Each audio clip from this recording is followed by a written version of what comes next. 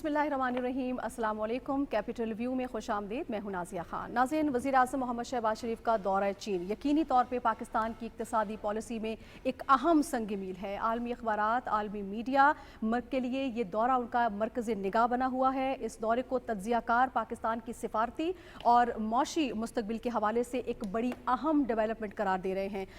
Tianjin में SCO सरबराही इजलास के बाद अब वज़ीर आज़म बीजिंग में मौजूद हैं, जहाँ एक बहुत बड़ी डेवलपमेंट और अहम डेवलपमेंट ये हुई कि उनकी मुलाकात हुई चीनी सदर शी जिनपिंग से।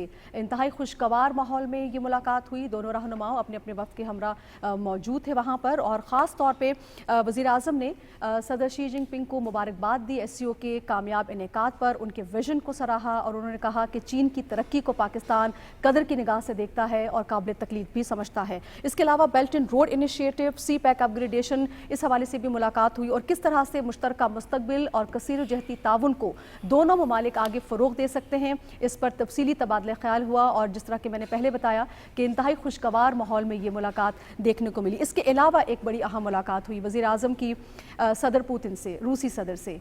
ये एक ऐसी मुलाकात है जिसमें अगर आप भारतीय मीडिया को देखें तो उसमें काफ़ी वो तिलमिलाहट का शिकार हैं, काफ़ी बेचैनी का शिकार हैं, और वो इसको भी मोदी की नाकामी करार दे रहे हैं। और वो ये समझते हैं कि पाकिस्तान और रूस एक दूसरे के खासे करीब आए हैं। मुलाकात का अहवाल अगर बताऊं तो यकीनी तौर पे ऐसा लगता है कि दोनों मुल्कों ने अपने आप को इसलिए राज़ी किया हुआ है कि दोनों मुल्क अपने हर शोबे में ताउन को फ़रोग़ देंगे और साथ चलने के लिए तैयार हैं। रूसी सदर ने पाकिस्तान में जो सैलाब आया, उससे जो नुकसान हुए, उस पर भी अफसोस का इजहार किया। और इसके अलावा रूसी सदर ने पाकिस्तान को रिवायती शराकतदार भी करार दिया। वज़ीर आज़म की जानिब से भी इन्हीं ख्वाहिशात का इजहार किया गया है कि पाकिस्तान रूस के साथ अपने दो तरफ़ा ताल्लुकात को मज़ीद फ़रोग़ देने का ख़्वाहां है। इसके अलावा भी नाज़रीन, दौरे चीन के दौरान पाकिस्तान की जो वज़ीर आज़म है उनकी साइड लाइन पर अहम मुलाकातें हुई हैं। ये अहवाल भी आपके साथ शेयर करेंगे। प्रोग्राम के पहले हिस्से में मेरे पैनलिस्ट मुझे ज्वाइन कर चुके हैं। स्टूडियो में मेरे साथ मौजूद हैं रशीद साहब, उनके साथ तशरीफ़ फरमा है डॉक्टर फ़ारूक आदिल साहब, उनके साथ तशरीफ़ फरमा है शनीला अमार साहिबा और हुमायूं खान साहब। आप सबको खुश आमदीद कहूँगी। और साफ़ी साहब, सबसे पहले मैं आप ही से बात का आगाज़ करूँगी। बारी बारी लेकर चलते हैं। सबसे पहले हम बात कर लेते हैं वज़ीर आज़म मोहम्मद शहबाज शरीफ की जो मुलाकात हुई है चीनी सदर से। इंतहाई खुशगवार माहौल में मुलाकात हुई और वो तमाम पहलू जिन पर बात किया जाना ज़रूरी था, चाहे वो इलाकाई मसाइल हों, चाहे वो आलमी तनाज़ुर में देखे जाने वाले मामलात हों, सब पर बात हुई है।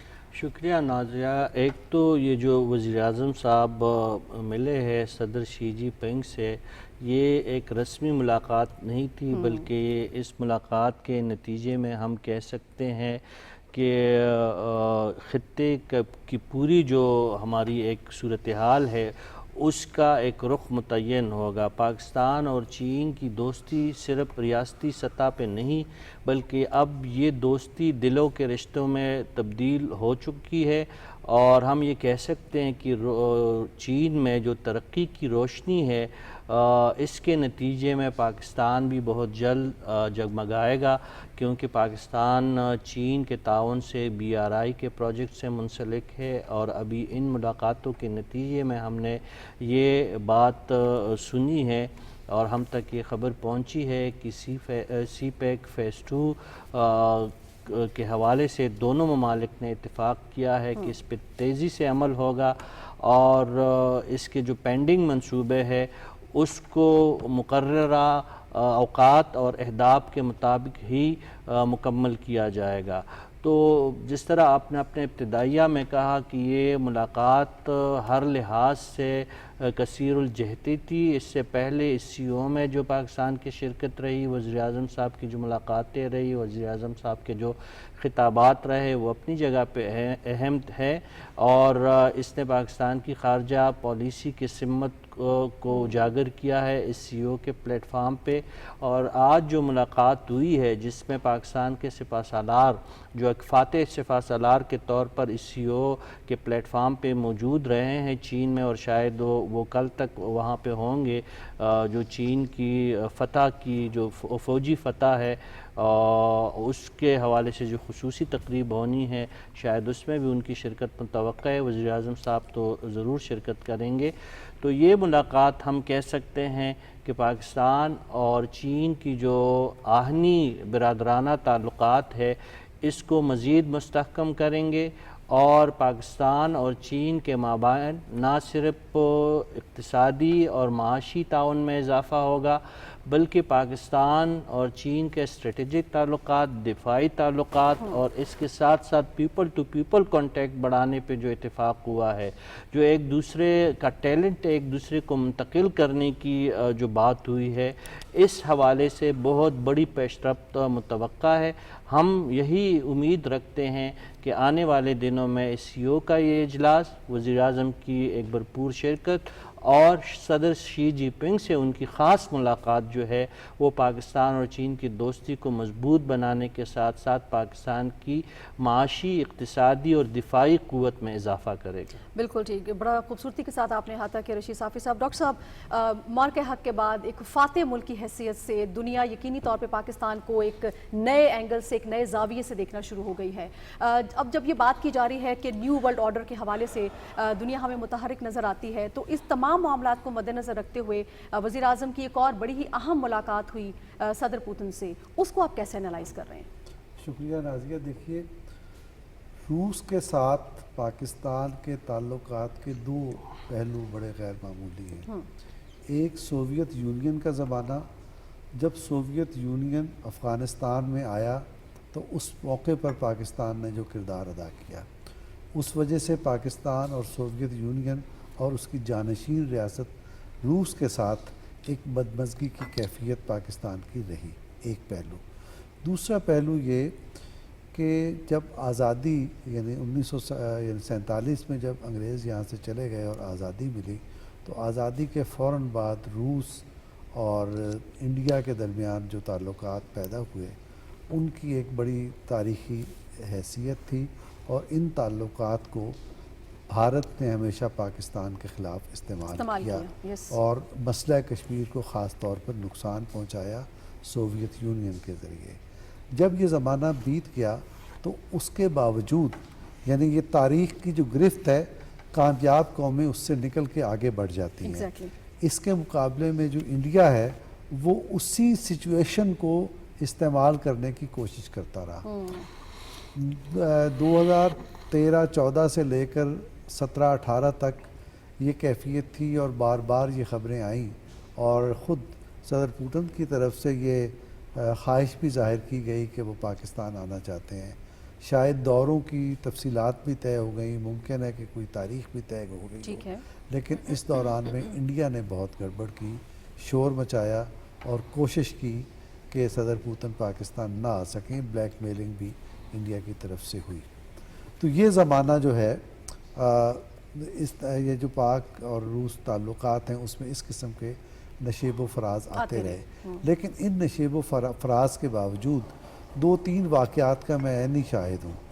جب پاکستان پہلی بار اناؤنس کیا گیا کہ SCO کا رکن بن گیا ہے، تو قزاقستان میں یہ SCO کی سربراہان مملکت کانفرنس ہوئی تھی۔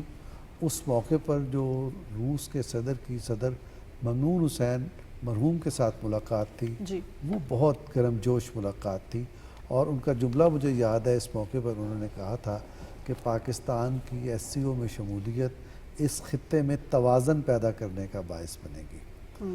اور اس کے بعد جب یہ چنگڈاؤ میں سربراہان حکومت پھر ہوئی، شاید یہ 2018 کی بات ہے کانفرنس، اس موقع پر بھی صدر پوتن نے صدر ممنون حسین کے ساتھ گفتگو میں انہی پرجوش جذبات کا اظہار کیا۔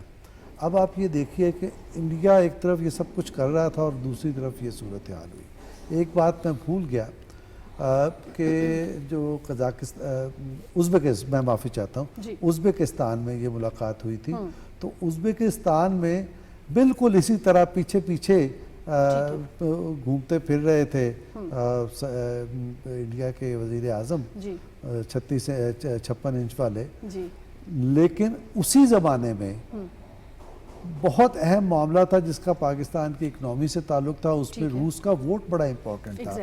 ایک طرف وہ ان کے پیچھے پیچھے پھر رہے تھے، اور اگلی صبح جو روس نے ووٹ دیا وہ پاکستان کے حق میں تھا۔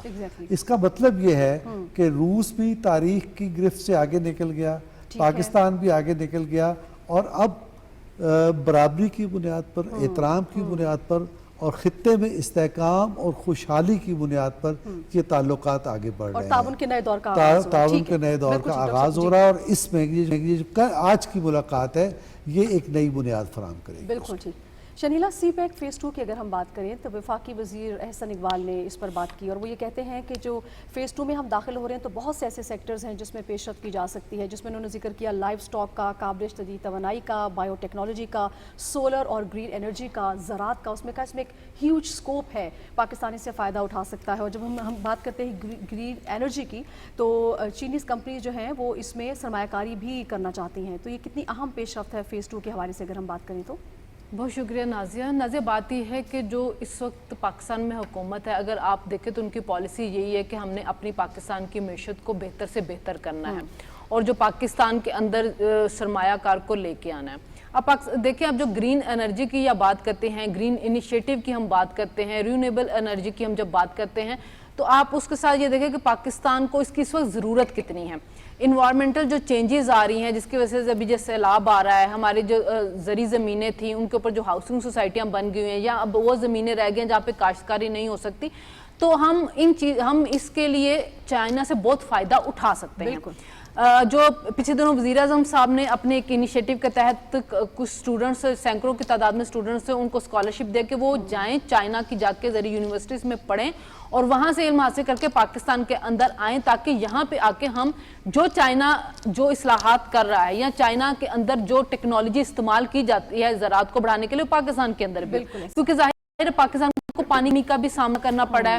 ہماری جو زمینیں بنجر ہیں تو ان بنجر زمینوں سے ہم کیسے فائدہ اٹھا سکتے ہیں، ڈرپنگ کیا ہوتے ہیں، ڈرپنگ کے ذریعے جا کے ہم کم سے کم پانی استعمال کر کے ہم کیسے زیادہ فصلیں اگا سکتے ہیں، کون سے ایسے بیج لے کے آ سکتے ہیں جن کے ذریعے بھی زیادہ سے زیادہ کاشتکاری ہو سکتی ہے، تو یہ وہ چائنا کی مدد سے ہم کر سکتے ہیں۔ اور چائنا کی بہت سی کمپنیاں بھی یہاں پہ آ کے انویسٹ کر سکتی ہیں، جو انہوں نے اپنے تجربات ہے اس سے استفادہ کرتے ہوئے یہاں پہ اس کا کر سکتی ہیں۔ پھر احسن اقبال صاحب یہ جو کہہ رہے تھے کہ آگے آنے والا دور ہے سولر کا، تو ظاہر ہے ابھی بھی اگر ہم دیکھیں پاکستان کے اندر جو سولر پلیٹس لگ رہی ہیں ان میں زیادہ تر چائنا کی طرف سے آ رہی ہیں، تو وہ چائنا کی طرف سے جو آ رہی ہیں تو کیوں نہیں ان کمپنیوں کا کہا جائے کہ پاکستان کے اندر آئیں اور یہاں پہ آ کے سرمایہ کاری کرنا شروع کریں۔ جیسے کہ فیصل آباد کے اندر یہ جو آپ کی فلور ٹائلز ہوتی ہے وہ چائنا کی بہت سی کمپنیوں نے وہاں پہ آ کے اپنی کمپنیاں بنائی ہیں، وہاں سے وہ ٹائلز بناتے ہیں جو پاکستان میں فلور کے اندر استعمال ہوتے ہیں۔ اس طرح اگر سولر کے لیے بھی آئیں یہاں پہ آ کے کریں، اس سے یہ ہوگا کہ یہاں پہ روزگار کے مواقع بھی کھلیں گے۔ ہماری جو لوکل مارکیٹ ہے وہاں سے وہ اگر اٹھائیں گے لیبر تو ان کو روزگار بھی ملے گا، سرمایہ بھی آئے گا، اور جو ہم کہتے ہیں کہ ہمارا زر مبادلہ بہتر ہونا چاہیے وہ زر مبادلہ جو ہمارا وہ بہتر ہوگا۔ لائف سٹاک کے اندر فائدہ اٹھا سکتے ہیں۔ پاکستان چاہتا ہے کہ جو ہمارے اقتصادی زونز ہم نے جو قائم کرنے، سی پیک فیز 2 کے اندر یہ تھا نا کہ آپ نے پہلے میں تو یہ تھا نا آپ نے انفراسٹرکچر بلڈ کرنا ہے، آپ نے روڈز بنانی ہے، آپ نے بندرگاہ بنانی ہے، آپ نے جو ریلوے لائن تھی اس کو بہتر کرنا تھا۔ اب اس کے بعد اب آ رہے ہیں اقتصادیات کی طرف جو آ رہے ہیں، تو پاکستان چاہ رہا ہے کہ اقتصادی زونز جو ہیں وہ اس کو قائم کیا جائے، تو اس میں بھی چائنا جو ہماری وہ ہیلپ کرے۔ اور چائنا کو اگر آپ دیکھیں تو اس کا مشن ہی یہی ہے کہ وہ جنگوں میں یا ان چیزوں میں نہیں پڑ رہے، وہ دنیا کے ساتھ یہی کریں کہ سرمایہ کاری کریں، تجارت کو بہتر کریں۔ اب BRI کیا ہے کہ وہ کنیکٹیویٹی ہے نا، کنیکٹ ہوتے جائیں دوسرے ممالک کے ساتھ اور ان کے ساتھ زیادہ سے زیادہ پروجیکٹس کے اندر جو ہے وہ کام کرتے جائیں، وہاں پہ سرمایہ کاری کریں۔ تو پاکستان نے بھی اب سی پیک فیز 2 میں جو جانا چاہ رہے ہیں تو اس کے لیے جتنے جو پروجیکٹس بنائیں گے اگر وہاں پہ اس کی چائنا کی سرمایہ کاری آئے گی تو یہ ملک کے لیے فائدہ مند ہوگا کہ یہاں پہ روزگار کے جتنے مواقع پیدا ہوں گے جو کہ سی پیک فیز 1 میں بھی ہوئے تھے، اب پھر درمیان میں کام اس کا روک دیا گیا تھا، اب جب 2 پہ سٹارٹ ہوگا تو پھر اس کے بعد روزگار کے مواقع لوگوں کے لیے پیدا ہوگے۔ جو اتنی ان امپلائمنٹ پاکستان کے اندر ہو چکے تو آپ نے اپنے نوجوانوں کو روزگار تو دینا ہے نا، تو یہ وہ چیزیں ہیں جو کہ پاکستان جہاں پہ بھی جا رہا ہے، چائنا سے بات کریں یا روس سے بات کریں یا ازبکستان، تاجکستان، آذربائیجان، جہاں جس ملک کے بھی صدور کے ساتھ یا وزیراعظم کے ساتھ ہمارے وزیراعظم کی ملاقات ہو رہی ہے تو ان کا مشن ایک ہی ہے، ایک ہی ایجنڈے پہ فوکس ہے کہ ہم نے اپنی معیشت کو بہتر کرنا ہے تاکہ یہاں پہ زیادہ سے زیادہ سرمایہ کاری ہو۔ چائنا کے ماڈل سے سیکھا جا سکتا ہے کیسے آپ اپنے ملک کے اندر پولیٹیکل سٹیبلٹی لائیں گے، کیسے آپ غربت کو ختم کریں گے، کیسے آپ اپنے اور یہی وجہ ہے شنیلا کہ وزیر اعظم نے اپنی تقریر میں جو کلیدی ان کا خطاب تھا اس میں انہوں نے بتایا کہ پاکستان اپنی معیشت کو کس طرح سے اپنے پیروں پہ کھڑا کر رہا ہے اور کون کون سے اقدامات لیے ہیں اور لیے جائیں گے. ہمایوں صاحب, فیز 2 کے حوالے سے بات کر لیتے ہیں. چینی صدر نے آج یہ فرمایا اپنی بات کرتے ہوئے وزیر اعظم سے کہ پاکستان کی اقتصادی ترقی میں چین اپنا بھرپور کردار ادا کرے گا. جب ہم سی پیک فیز 2 کی بات کرتے ہیں تو پاکستان اس کے لیے کس حد تک تیار ہے؟ جس طرح شنیلا نے کہا کہ پہلے فیز میں کچھ التوا ہم نے دیکھا اور کچھ بے چینی بھی ہم نے اس حوالے سے دیکھی دوسری جانب بھی, لیکن اب ہماری تیاری کیسی ہے؟ جی تھینک یو نازیہ. میرا خیال ہے کہ پہلے فیز میں بھی اگر آپ دونوں ملکوں کے تعلقات کا احاطہ کریں تو اس میں کوئی یہ آپ چھوٹے سے گلچز سمجھیں, کیونکہ تعلقات اتنے مضبوط ہیں اور اتنا ایک دوسرے کے اوپر ٹرسٹ ہے کہ شاید ہی دنیا میں کوئی ایسا ملک ہو جن کے ایک دوسرے کے تعلقات اتنے اچھے ہوں. تو جو چھوٹی موٹی گورننس کے ایشوز تھے یا جو انٹر پروونشل ایشوز تھے اس کو چھوڑ کے اس میں بھی ہم نے جو ہے نا کچھ نہ کچھ دیکھا. پچھلے چند سالوں میں شاید تھوڑا بہت جو ہے نا سلو ہو گیا تھا, لیکن پھر بھی تعلقات چونکہ ہائیسٹ لیول پہ اس حد تک مینٹین ہوئے تھے کہ وہ چیزیں پھر بھی بڑھتی نہیں. ہمارے صاحب ہماری طرف سے یہ سلو ڈاؤن ہوا تھا نا, موسٹلی ہماری طرف سے. ہماری وہ جو گورننس کے ایشوز تھے, جو پچھلی گورنمنٹ تھی, پولیٹیکل گورنمنٹ تھی, اس کی طرف سے کچھ ایشوز تھے, وہ سمجھنے میں وہ قاصر نہیں تھے چیزوں کو. لیکن جو آپ اگر اس کے 10 سال جو ہم نے پچھلے سال اس کو دیکھا, یہ سال کے درمیان میں ہم نے دیکھا جب سی پیک کا پہلا جب ہم نے 2015 میں وہ اگریمنٹ سائن کیے تو ہم نے تقریباً 250,000 کی جابز کریٹ کی. ہم نے جو ہے نا 8,000 سے پلس تقریباً 10,000 8,000 سے 10,000 کے درمیان میگا واٹ کی بجلی ہم نے بنائی. ہم نے جو ہے وہ کوئی 866 کے قریب جو ہے ٹرانسمیشن لائنز وہ ہم نے بنائی. ہم نے جو ہے نا 550 پلس کلومیٹر کی سڑکیں بنائی. ہم نے پورا ایک انفراسٹرکچر بچھا دیا. میں آپ کو پچھلے پورے 10 سال کا احاطہ بتا رہا ہوں. اور اس میں پھر جو ابھی جس کا آپ ذکر بھی کر رہی تھیں پرائم منسٹر کی اور پھر احسن اقبال صاحب کی اس تقریر کا جس میں وہ اپنی چینی ہم منصوبوں کے ساتھ گفتگو کر رہے تھے, ہم نے فیز 2 کا انعقاد بھی کر دیا. ہم نے 3 اور 4 کے قریب جو ہے اسپیشل اکنامک زونز کا ذکر کیا. ہم نے ایگریکلچر, ہم نے گرین انرجی, ہم نے مائنز اینڈ منرلز, ہم نے ایک پورا ایک کمپریہنسو 7 سے 8 ایریاز جو ہیں اس کے اوپر جو ہے وہ گفتگو شروع کر دی. یہ اس چیز کا جو ہے نا اشارہ دیتا ہے کہ یہ جو higher than mountains and deeper than ocean کا وہ جو ایک ہم اکثر ایکسپلین کرتے ہیں ان دونوں ملکوں کی دوستی کا اور آئرن بردرز کا جس کا آج کل ہم ذکر کر رہے ہیں, یہ ایک نئے فیز میں داخل ہو گئی ہے. ایس سی او کا ایک جو سمٹ ہے جس کے اوپر ہم گفتگو کریں وہ ایک ایڈڈ بینیفٹ ہے. ایس سی او جو ہے وہ روس اور چین اور جو گلوبل ساؤتھ کے ممالک ہیں ان کی ریپرزنٹیشن کرتا ہے اور پاکستان اس کا ایک بہت پیوٹل اور جو ہے نا پینیکل رول ادا کرتا ہے چونکہ ہم درمیان میں ہیں East Asia, West Asia, South Asia کے درمیان. اور پاکستان نے سی پیک کے ساتھ جو انفراسٹرکچر بنا لیا فیز 1 میں, اب فیز 2 جو ہے ان تمام ممالک کو جو ہے وہ کنیکٹ کرے گا اور اس کے ساتھ جو ایک دوسرے کے ساتھ کنیکٹیوٹی کی وجہ سے جو تجارت بڑھے گی, جو گلوبل ساؤتھ کی ریپرزنٹیشن ہے, آپ اس کو کلائمیٹ چینج میں لے لیں, پاورٹی ایلیویشن میں لے لیں, اس کو دنیا کے اور ریسرچ اینڈ ڈیولپمنٹ میں لے لیں, ایگریکلچر کے اندر لے لیں, تو میرا خیال ہے پاکستان نے اپنے آپ کو سفارتی طور پہ اتنا اہم ثابت کر دیا ہے کہ آپ جو پی ایم کی جو آپ اگر دیکھیں یہ پچھلے 2 دنوں کی جو تصاویر دیکھیں تمام ہیڈ آف سٹیٹس کے ساتھ, پھر ان کی جو سائیڈ لائنز کی میٹنگ تھی, میرے خیال ہے اس نے پاکستان کے رول کو ڈسپائٹ دا فیکٹ کہ ہمارا ہمسایہ ملک جو ہے اور ہم ابھی بھی چاہتے ہیں ان کے ساتھ تعلقات بہتر ہوں. ہم یہ نہیں کہتے, پرائم منسٹر نے اپنی اسپیچ میں بار بار اس چیز کا ذکر کیا, ڈائلاگ کا ذکر کیا, equitable distribution of resources, water کے اوپر انہوں نے بڑی اہم گفتگو کی. اس کے باوجود اگر وہاں سے جو ہے ریزسٹنس آ رہی ہے تو میرا خیال ہے ایس سی او کا یہ جو مومنٹم بنا ہے اس میں مجھے یہی لگتا ہے کہ ہمارے جو ہمسایہ ممالک ہیں اور پرائم منسٹر مودی ہیں وہ بھی ایونچولی اس چیز کی طرف آ جائیں گے. اگر اس خطے نے ترقی کرنی ہے تو ان ممالک کو ساتھ ہو کے چلنا ہے اور پاکستان کی جو سفارتکاری ہے وہ بہت خوبصورتی کے ساتھ آگے بڑھ رہی ہے. اور میرا خیال ہے کہ اگر ہم 1 یا 2 سال ان انٹرپٹیڈ اور پولیٹیکل جو انڈیسائسونیس انفارچونیٹلی ہمارے ملک میں اس کو اگر تھوڑی دیر کے لیے ہم اگر اس کو دبا کے رکھیں تو پاکستان آپ کو پھر وہ ایشین ٹائیگر جو آپ کو ہم پچھلے چند سالوں میں جس کا ہم ذکر کرتے تھے ہم وہ دوبارہ بہن کے ابھریں گے کیونکہ انفراسٹرکچر ہمارے پاس ہے. ہم سیکنڈ فیز میں داخل ہو رہے ہیں, ہمارے ساتھ ہمسایہ ممالک کی جو ہے نا کولیبریشن بڑھ رہی ہے ایکسیپٹ ایک ملک.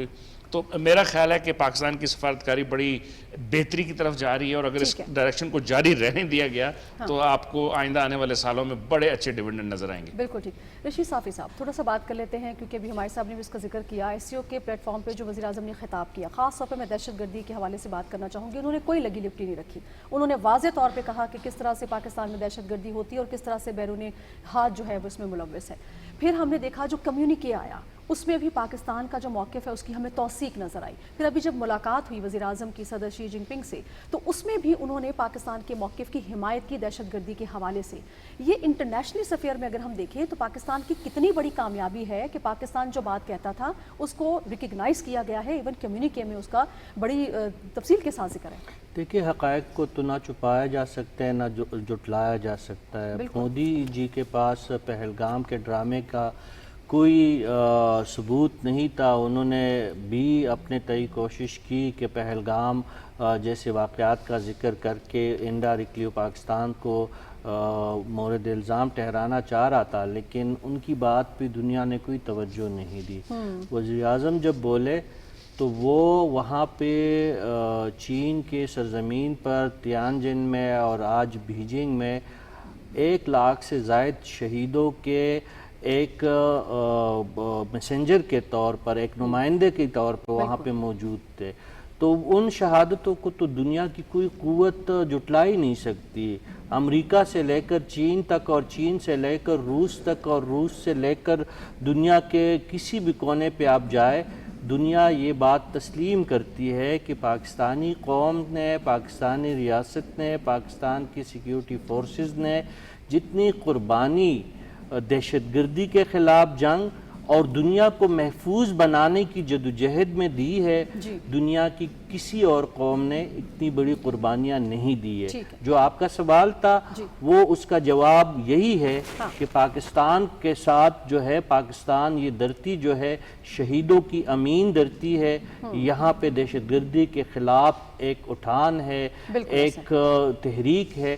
تو اس کے نتیجے میں وزیر اعظم صاحب کو یہ بات دنیا کو سمجھانے میں زیادہ دشواری پیش نہیں آتی. بالکل ٹھیک. ڈاکٹر صاحب اگر ہم تھوڑا سا اس کو ایکسپینڈ کریں, ہم یہ دیکھیں کہ وزیر اعظم کی سائیڈ لائن پہ بہت سے ممالک کے جو سربراہان ہیں ان سے ملاقات ہوئی ہے اور ہم نے بڑا کارڈل ریلیشن شپ دیکھا جتنے بھی سربراہان ہیں ان سے ملاقات میں. یہ کتنا ضروری ہوتی ہے صرف سائیڈ لائن ملاقاتیں, اور خاص طور پہ جب ہم ریجنل کنیکٹیوٹی کی بات کرتے ہیں تو بہت سے ایسے ممالک تھے جن کے ساتھ پاکستان جو ہے اپنے تعلقات ہر پیرائی میں آگے لے کے جانا چاہتا ہے. اس کو آپ اوور آل کیسے دیکھ رہے ہیں؟ اچھا, آج بھی ملاقات ہوئی تھی. بطور جرنلسٹ جب ہم ورکنگ جرنلسٹ تھے اور خبر نگاری کرتے تھے یا نیوز روم میں ہوتے تھے تو ایک تاثر یہ تھا کہ سائیڈ لائن ملاقات کا مطلب یہ ہے کہ گزرتے ہوئے آپ ادھر سے جا رہے ہیں, ادھر سے آ رہے ہیں, آپ کا آمنا سامنا ہو گیا. ایسا نہیں ہے. یہ ملاقاتیں بھی ارینجڈ ہوتی ہیں, ان کی بھی گفتگو کا ایجنڈا طے کیا جاتا ہے اور طے کیا جاتا ہے کہ دونوں لیڈرز کیا گفتگو کریں گے اور کس اتفاق رائے کے ساتھ اٹھیں گے. تو اس کا مطلب یہ ہے کہ یہ سفارت کاری کا ایک بڑا آزمودہ نسخہ ہے, اور نہ صرف آزمودہ ہے بلکہ مہارت کا متقاضی ہے. ایسا نہیں ہے کہ آپ رات چلتے چلتے بغیر کسی ایجنڈے کے, بغیر کسی تیاری کے, یہ کوئی اور ہی لوگ ہوں گے جو ایسا کرتے ہوں گے. ایک وزیر اعظم یہاں ایسے بھی ہوئے ہیں جنہوں نے کہا تھا میں امریکہ اس لیے نہیں جاتا, میں ٹرمپ سے پتہ نہیں کیا میرے منہ سے نکل جائے. تو یہ منہ سے نکل جانے والی بات نہیں ہوتی, اس کے پیچھے بڑا طے شدی ایجنڈا اور تیاری ہوتی ہے, اور قومی مقاصد کے لیے بات آگے بڑھائی جاتی ہے. تو اس مرحلے پر جہاں جہاں جس سے بھی ملاقات ہوئی, یعنی روس سے ہوئی, چین کے صدر سے ہوئی, پھر اس کے علاوہ سینٹرل ایشین جو ممالک ہیں ان کے صدور سے ہوئی, پھر آذربائیجان سینٹرل ایشیا میں نہیں ہے ان سے ہوئی, پھر ترکی کے صدر سے ہوئی, ایران کے صدر سے ہوئی. تو یہ ساری ملاقاتیں یہ کیا ہیں؟ یہ روح اثر کی یا اس وقت کی آواز ہیں. وہ آواز کیا ہے؟ استحکام, ترقی, امن اور خوشحالی. تو پاکستان جو ہے انہی مقاصد کے لیے کام کر رہا ہے.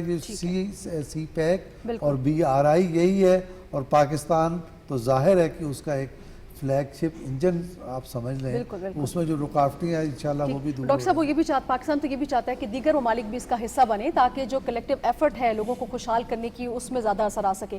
شنینا تھوڑی سی ہم بات کر لیتے ہیں. مودی سرکار نے تقریباً 7 سال بعد وزٹ کیا, لیکن ہم یہ دیکھ رہے ہیں کہ ان کی جو انٹرنل آڈینس ہے پھر بھی وہ ان سے کوئی خوش نظر نہیں آئی. ہم اپنے وزیر اعظم کی جب بات کرتے ہیں تو ہم ایک فاتح وزیر اعظم نظر آئے ہیں, اور اس کے ساتھ ساتھ جو پاکستان کی سفارتی سطح پہ پذیرائی ہے اسی کے تسلسل کو برقرار رکھتے ہوئے نظر آئے ہیں. دوسری جانب مودی سرکار اب اپنے تئی بیچارے کوشش تو کر رہے ہیں, مگر ان کی جو انٹرنل آڈینس ہے وہ کسی طور پہ رام نہیں ہو رہی ہے.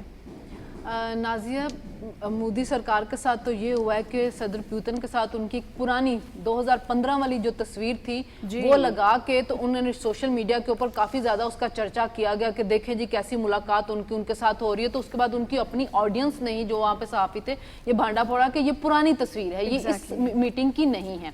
देखिए उनकी सफारतकारी जो थी वो तो 10 मई के बाद सबको नजर आ गई थी। पहले तो जो उनका पहलगाम वाला फॉल्स फ्लैग ऑपरेशन था, उन्होंने उसके ऊपर अपने मुल्क के अंदर इतने ज्यादा एम्बेसडर्स को बुला के ब्रीफिंग दी, लेकिन वो किसी एक को भी सेटिस्फाइड नहीं कर पाए थे।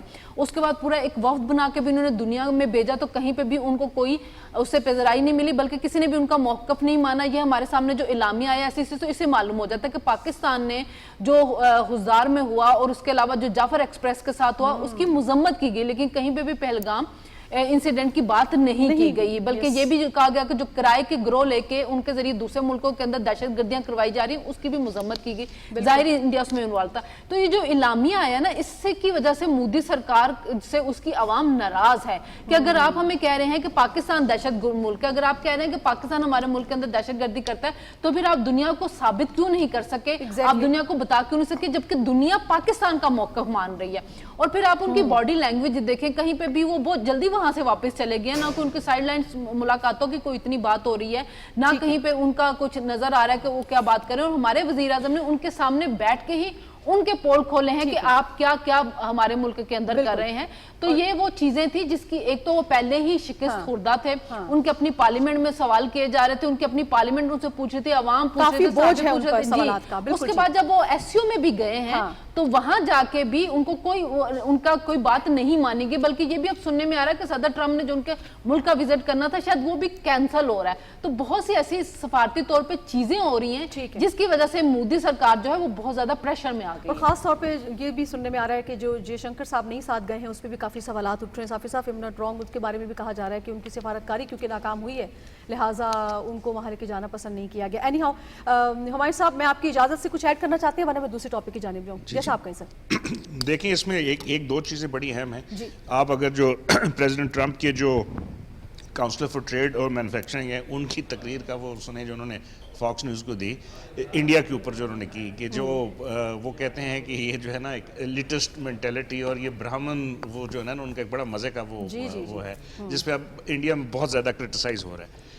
प्राइम मिनिस्टर मोदी का इस एससीओ के समिट में आना, इसको आप दो तरीक़ों से देखें। एक तो ये कि एक नेचुरल अलायंस है, ग्लोबल साउथ का है और उनको यहाँ पे आना चाहिए था, लेकिन पिछले चंद सालों से जब से वो इसके मेंबर बने 2017 ऑनवर्ड्स, उन्होंने एससीओ को इतनी जो है वो तवज्जो नहीं दी। वो कभी क्वाड के अंदर अपने आप को करते थे, एशिया पिवट के अंदर करते थे। अब जब वहाँ से उनके ऊपर 50% जो है ना टैरिफ रेज किया गया, उस वक्त से अब उन्होंने एक कोशिश शुरू की कि वो 7-8 साल बाद पहली दफ़ा वो जो है चाइना चले गए। रूसी सदर के साथ वो दोबारा जो है ना अपनी पिंगे बढ़ाने की कोशिश कर रहे हैं। ये अपनी थिएट्रिक्स थी जो उन्होंने अपने लोगों को दिखाने की कोशिश की, लेकिन वहाँ पे क्लियर जो है ना वो मैसेजिंग जो है वो सबके सामने नज़र आ गई। प्राइम मिनिस्टर शहबाज शरीफ का रूस की तरफ जो है रूसी सदर के साथ मिलना, फिर उनको अपने मुल्क में इन्वाइट करना, फिर वहाँ पर उनको इन्विटेशन देना, फिर चीनी सदर का पाकिस्तान के ऊपर जो गुफ्तगू करना, फिर चीन का और बाकी जो दोस्त ममालिक हैं, बेलारूस हो गया और बहुत सारे। तो मेरा ख्याल है थिएट्रिक्स के अंदर और फॉरेन पॉलिसी के अंदर पाकिस्तान ने अपनी सफारतकारी की जो महारत और जो अपनी खुश उसलूबी से जिस तरह ये ड्यूटीज़ निभाई हैं, वो अब एससीओ का एक बड़ा ही स्ट्रॉन्ग और अहम मेंबर बन के उभरा है। ठीक है जी, बिल्कुल नाज़रीन, यहाँ पर एक ब्रेक लेंगे, ब्रेक से वापस आएंगे, कंटिन्यू करेंगे, साथ रहिएगा।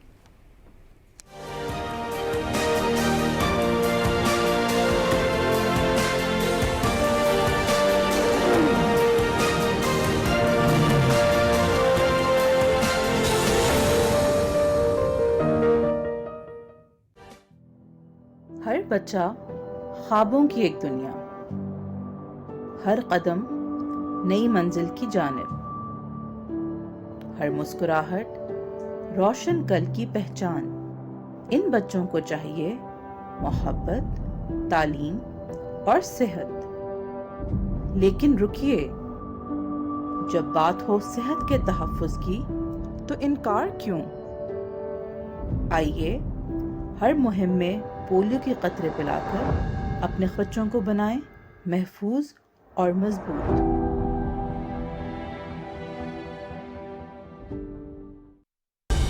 दुरुस्त हर वक्त, बार-बार।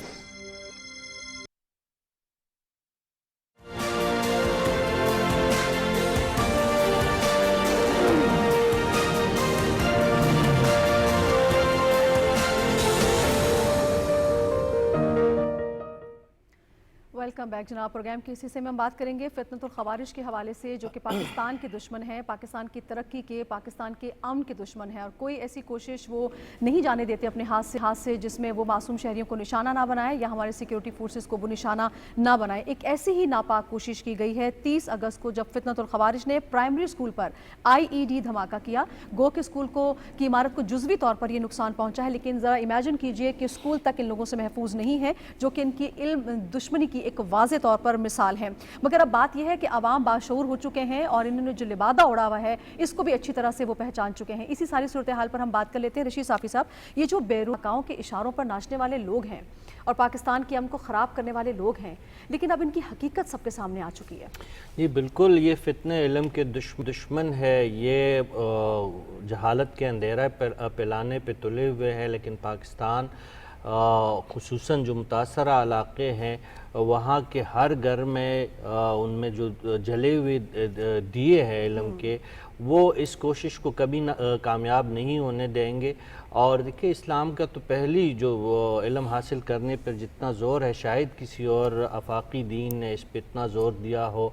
अगर ये लोग जो अपने आप को इस्लाम के ठेकेदार समझते हैं, अगर वाकई ऐसा होता तो ये इल्म के कभी दुश्मन ना होते। ये इल्म पे इसलिए वार करते हैं कि जहाँ पे कलम की रोशनी हो वहाँ पे भम का अंधेरा नहीं चाह सकता। तो इसी वजह से इन लोगों का निशाना मासूम बच्चे होते हैं, स्कूल होते हैं, मदारस होते हैं, मसाजिद होते हैं, जिरगा होता है, हुजरा होता है। इनका मकसद यही है कि लोगों में खौफ व हिरास पहले, रियासत से मुतनफ़िर हो खुदा न खास्ता। लेकिन पाकिस्तान के अवाम बाशऊर है, इनके ऊँचे हथकंडों से वो बखूबी वाकिफ़ है। वो उनकी कोशिश कई दिहाइयों से जारी है, लेकिन जितना वो इल्म को ख़त्म करने की कोशिश करते हैं, अल्हम्दुलिल्लाह जो मुतासरा इलाक़े है उसमें उतनी ही आम स्कूलों में इनरोलमेंट ज़्यादा होती है, कम नहीं होती। यही उनकी शिकस्त है। बिल्कुल ठीक डॉक्टर साहब, स्कूल्स को निशाना बनाना, मसाजिद को निशाना बनाना, हॉस्पिटल्स को निशाना बनाना, मतलब इसमें क्या ये जहनीत है? ये किस किस्म के बीमार लोग हैं? अच्छा, एक पहलू तो साफ़ी साहब ने बयान कर दिया। दूसरा पहलू ये है कि इस जंग के पीछे ये ठीक है कि आपके सामने फितनतुल खवारिज हैं, फितनतुल हिंदुस्तान है, TTP है या कोई और है, लेकिन असल में तो उनके पीछे इंडिया है। बिल्कुल और रॉ है। और ये वही अनासिर हैं जिन्हें कल बेनकाब किया है वज़ीर आज़म ने अपनी तकरीर में। मकासद क्या हैं? मकासद ये हैं कि ख़ित्ते में इस्तेहकाम पैदा ना हो, पाकिस्तान में इस्तेहकाम पैदा ना हो, पाकिस्तान में इक़्तिसादी सरगर्मी जो है वो अपनी फितरी रफ्तार पर ना आए। तो ये इंडिया का एजेंडा है। ये इंडिया का एजेंडा जो है तक़सीम हिंद से पहले मुसलमानों के ख़िलाफ़ था, तक़सीम हिंद के बाद पाकिस्तान के ख़िलाफ़ है। और ये जंग इंडिया की तरफ से मुसल्लत की गई है और ये मुसलसल हमारे ख़िलाफ़ ये जंग मुसल्लत है।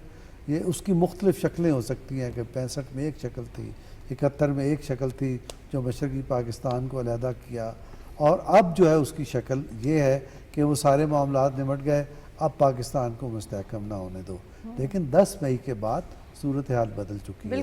अब कोई फितनतुल खवारिज है, कोई फितनतुल हिंदुस्तान है, उसका अंजाम तबाही और मौत है। और पाकिस्तान का जो किस्मत है वो उरूज है और तरक्की है, खुशहाली है और दाखिली इस्तेहकाम और खारजी इस्तेहकाम। और इन लोगों की पाकिस्तान में कोई गुंजाइश नहीं। कोई गुंजाइश नहीं। शनीला, अमूमी तौर पे हम ये देखते हैं कि खैबर पख्तूनख्वा और बलूचिस्तान के जो मासूम लोग हैं उनको ये तो अपने बहकावे में भी लेकर आते हैं, फिर इस किस्म की कार्रवाइयाँ वहाँ पर ज़्यादा होती हैं। गो कि अभी पिछले दिनों हमने कराची में भी देखा, वहाँ पर भी रॉ के एजेंट्स पकड़े गए जो मुख्तलिफ़ किस्म की कार्रवाइयों में मुलव्विस थे और एक पूरा ग्रोह पकड़ा गया है। ये बेसिकली इन जगहों को क्यों निशाना बनाते हैं, इन सूबों को क्यों निशाना बना रहे हैं? इसलिए नाजिया के उन सूबों के अंदर इंतशार पैदा करना है, उस सूबों के लोगों को रियासत से बदजन करना है। देखिए, आपने बात की ना कि इस्लाम की, फितनतुल ख्वारिज क्यों कहते हैं? फितने का काम ही ये होता है इंतशार फैलाना ना। दुरुस्त। اور یہ اس لیے مذہب کا لبادہ اوڑھ لیتے ہیں کہ انہوں نے معصوم لوگوں کو بہکانا ہوتا ہے, انہوں نے معصوم لوگوں کی برین واشنگ کرنی ہوتی ہے. دہشت گردی کا کوئی مذہب نہیں ہوتا. یہ کون سا مسلمان ہوگا جو مسجد کے اوپر حملہ کرے گا؟ آپ اسلام کو دیکھیں, وہاں پہ تو کہتے ہیں عورتوں کو امان ہے, بچوں کو امان. جنگ کے دنوں میں بھی اتنے رول سیٹ کیے ہوئے اس کے لیے کہ آپ نے اس کو نقصان نہیں پہنچانا, اس کو نقصان نہیں پہنچانا. تو یہ کیسے ہو سکتا ہے کہ کہیں کو جو مسجدوں میں جا کے نمازی نماز پڑھیں, آپ ان بم بلاسٹ ان کو پر کریں. اسکول میں کوئی بچہ آ رہا ہے, آپ بم بلاسٹ کر کے اسکول کے بچوں کو اڑا دیں. اے پی سی کے اندر کیا ہوا تھا, کس طرح معصوم بچوں کو وہاں پہ شہید کیا گیا تھا. ان علاقوں میں چونکہ ان کا ایک ایجنڈا ہے کہ ان علاقوں کے اندر ہم نے امن نہیں آنے دینا, وہاں پہ پولیٹیکل سٹیبلٹی نہیں ہونے دینی, کیونکہ بلوچستان کے اندر سب کو پتا ہے کہ وہاں پہ منرلز ہیں, بلوچستان کے اندر سب کو پتا ہے کہ وہاں پہ جو معدنیات ہے اس کو جب نکالا جائے گا تو پاکستان کے لیے کتنی فائدہ مند ہوگی, وہاں پہ خوشحالی آئے گی, ان لوگوں کے لیے بھی پاکستان کے لیے بھی آئے گی, وہاں پہ سرمایہ کاری آ سکتی ہے. لیکن وہ سب چیزوں کو روکنا چاہتی ہے, اسی لیے ان کا شروع دن سے بلوچستان کے اندر یہ ایجنڈا تھا. ادھر سے جو ٹی ٹی پی والے ہیں اور ان کے ذریعے خیبر پختونخوا افغانستان کی سرزمین کو استعمال کرتے ہوئے خیبر پختونخوا کے لوگوں کو بدزن کرنا تھا, تو اس کے اندر یہ جو نظریہ جو تھا, لیکن یہ ایک جگہ پہ نہیں رکے ہوئے, یہ پنجاب تک بھی پہنچے تھے. یہ پنجاب تک بھی پہنچے تھے, انہوں نے وہاں پہ بھی گڑبڑ کی تھی.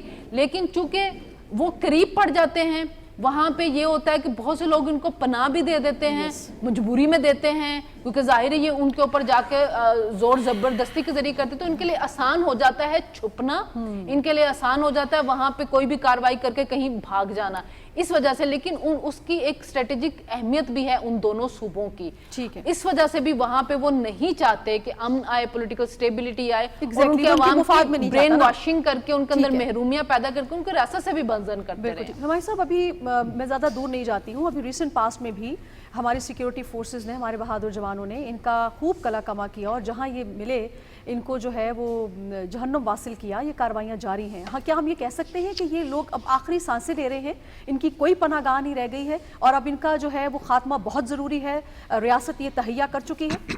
جی, ریاست تو بہت شروع سے یہ تہیہ کر چکی ہے اور ان کے خلاف مسلسل جو ہے وہ لڑ رہی ہے. رشید صاحب نے ابھی جس طرح ذکر کیا, پرائم منسٹر نے اپنی اسپیچ میں ذکر کیا کہ ہم نے کتنے جو ہے اپنے جوان, افسران, لا انفورسمنٹ کے آفیسر, سیولینز جو ہیں وہ شہید ہوئے ہیں اس جنگ کے اندر, جس میں ہماری قوم کو جو ہے وہ روکنے کے لیے, اس کو پیچھا کرنے کے لیے, اس کو جو ہے ترقی نہ کرنے کے لیے.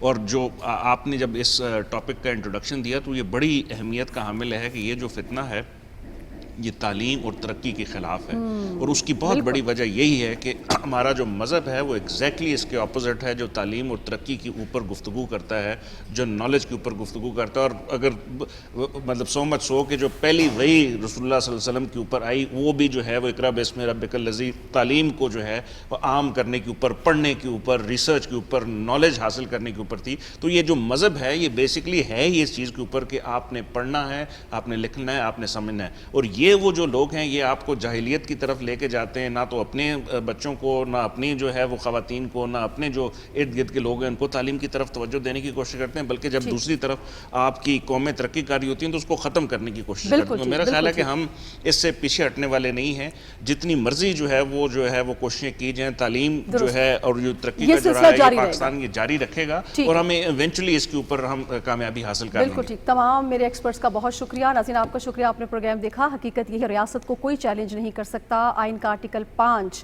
بلا مشروط وفاداری کا تقاضا کرتا ہے, اور یہ لوگ نہ ریاست کے وفادار ہیں نہ اس کے عوام کے وفادات ہیں, بلکہ مفادات میں ان کا کوئی جاتا ہے.